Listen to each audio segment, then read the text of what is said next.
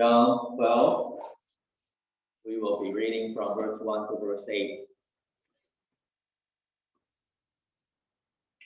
6 days before the Passover, Jesus came to Bethany, the home of Lazarus, whom he had raised from the dead. There they gave a dinner for him. Martha served, and Lazarus was one of those at the table with him. Mary took a pound of costly perfume made of pure nard, anointed Jesus' feet, and wiped them with her hair. The house was filled with the fragrance of the perfume. But Judas Iscariot, one of his disciples, the one who was about to betray him, said, "Why was this perfume not sold for 300 denarii and the money given to the poor?" He said this not because he cared about the poor, but because he was a thief. He kept the common purse and used to steal what was put into it. Jesus said, "Leave her alone." She bought it so that she might keep it for the day of my burial. You always have the poor with you, but you do not always have me. The word of God for the people of God. Thanks be to God.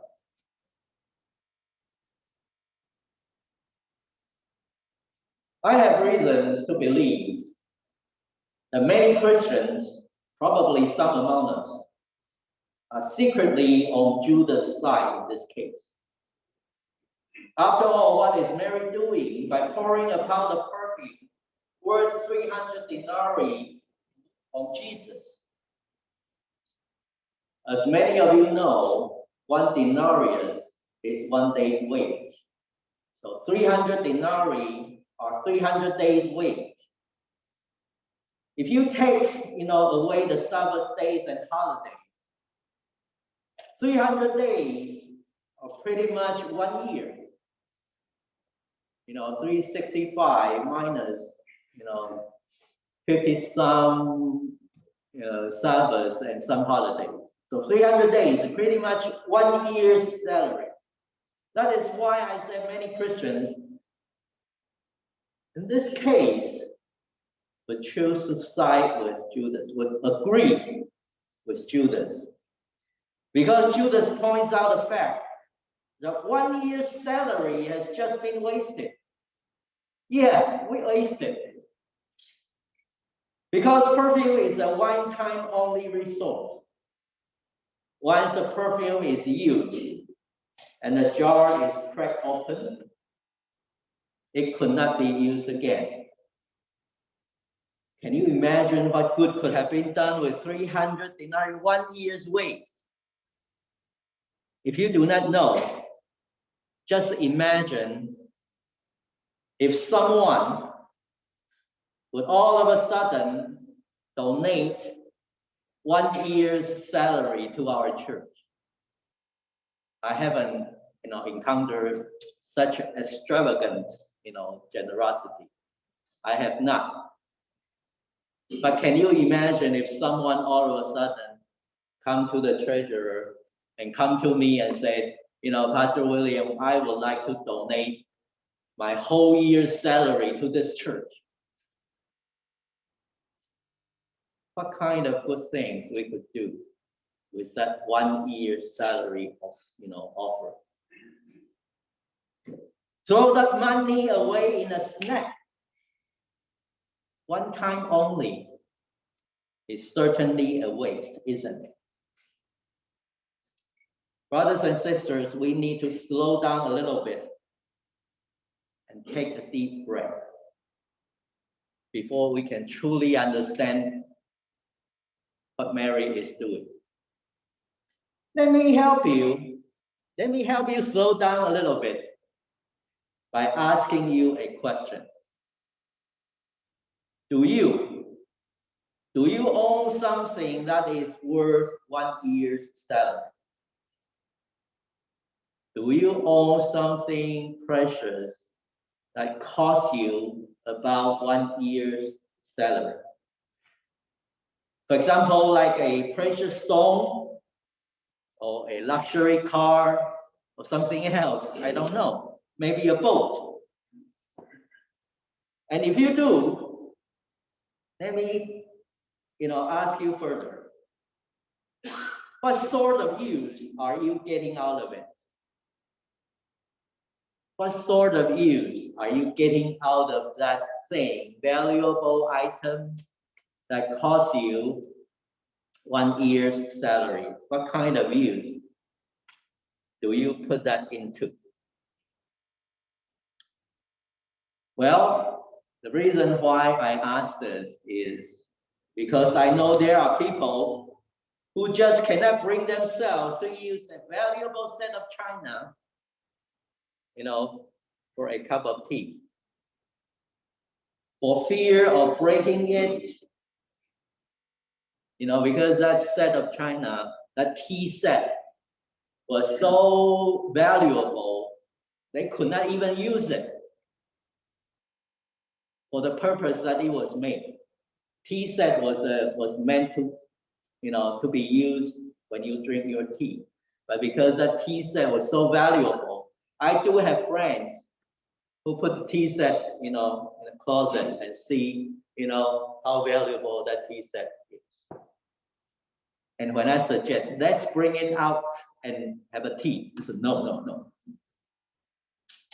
And I do know some people who own antique cars, valuable antique cars, more pricey even than, let's say, Tesla, okay? But those cars never go out on the road for fear of a scratch, or even for fear of a patch of mud. And I do know, my wife included, I do know many women who prefer to bury their precious jewelry in safe deposit instead of wearing them. Precious diamond, precious necklace. Who wear them? No, not the lady, but a safe deposit box in the bank.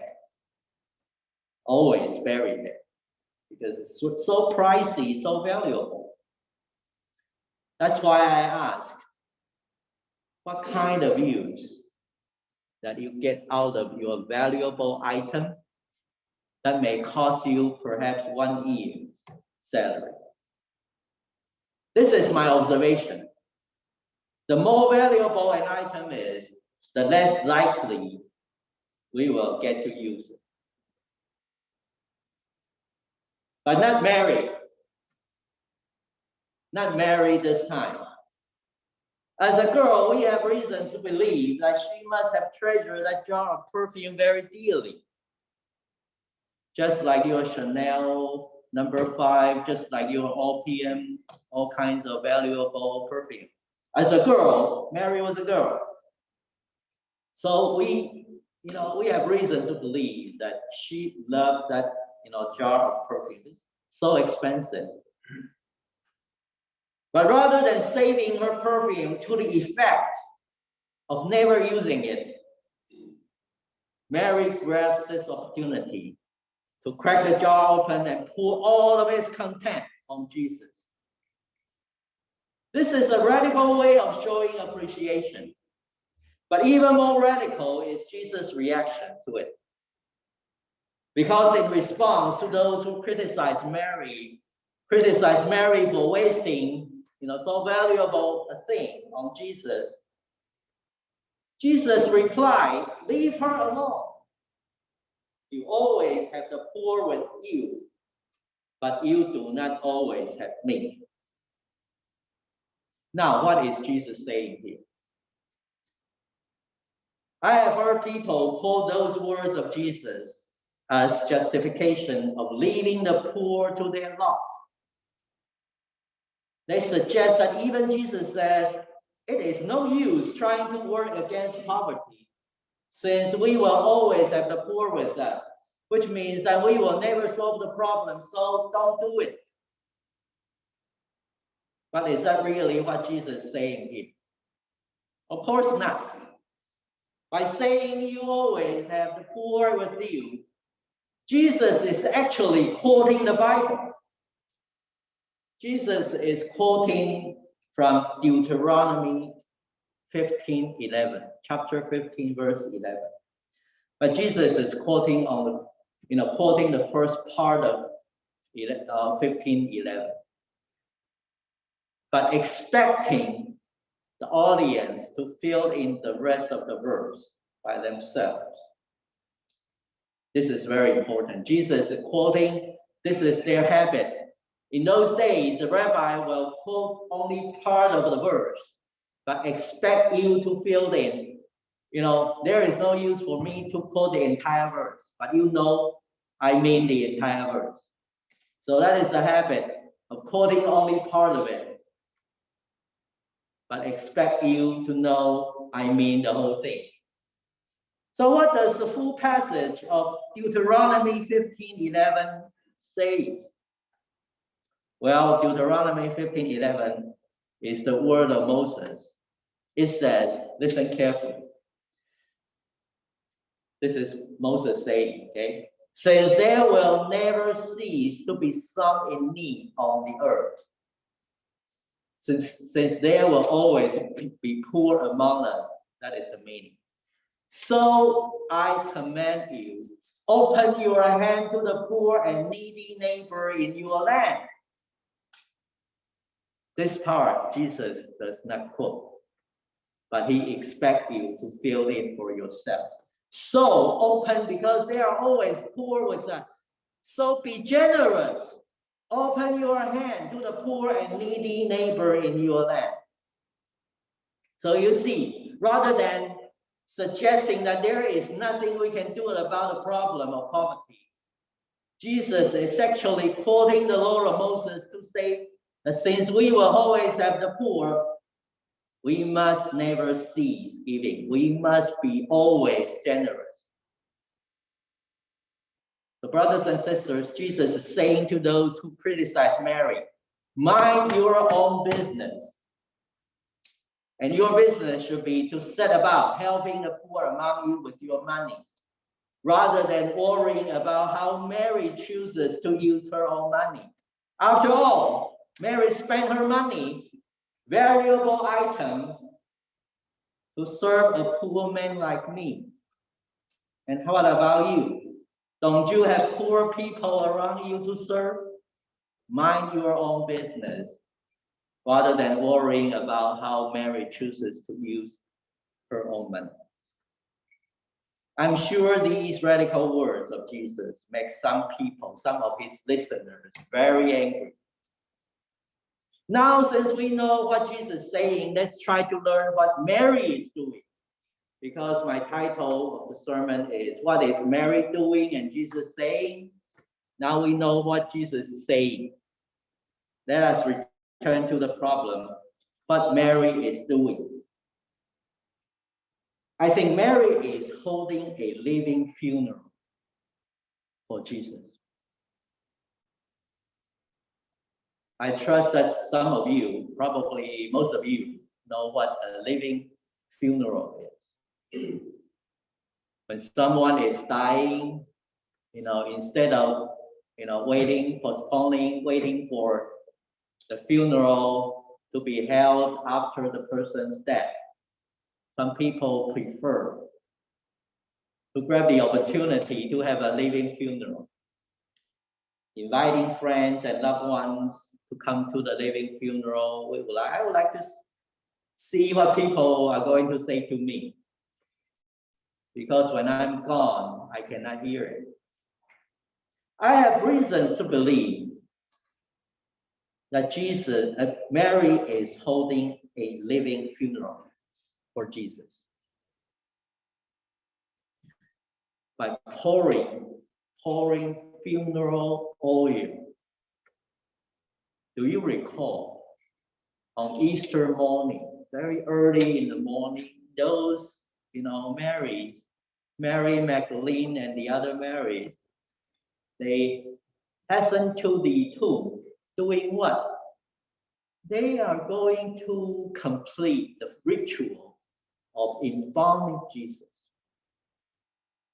You know, pouring oil, precious oil on a dead body is part of the ritual, part of the funeral ritual.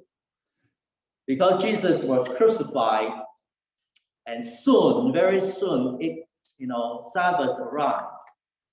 So the proper burial procedure was not completed.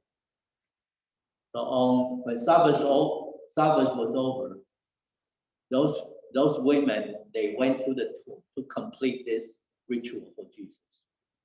The pouring oil on Jesus' body symbolizes, a complete funeral procedure. That is why I suggest what Mary is doing is to conduct a living funeral for Jesus. Does Jesus understand what Mary is doing? Of course he does. That's why Jesus says, leave her alone. You do not understand what Mary is doing, but I do. She bought the perfume so that she might keep it for the day of my burial.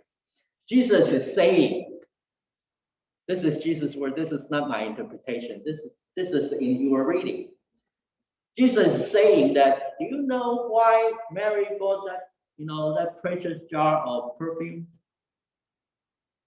She bought it and kept it for my funeral. That is Jesus' interpretation. Mary is the only person we know ever to hold a living funeral for Jesus before it is too late. And for that very reason, Mary should be forever remembered. So brothers and sisters, let me return to my question.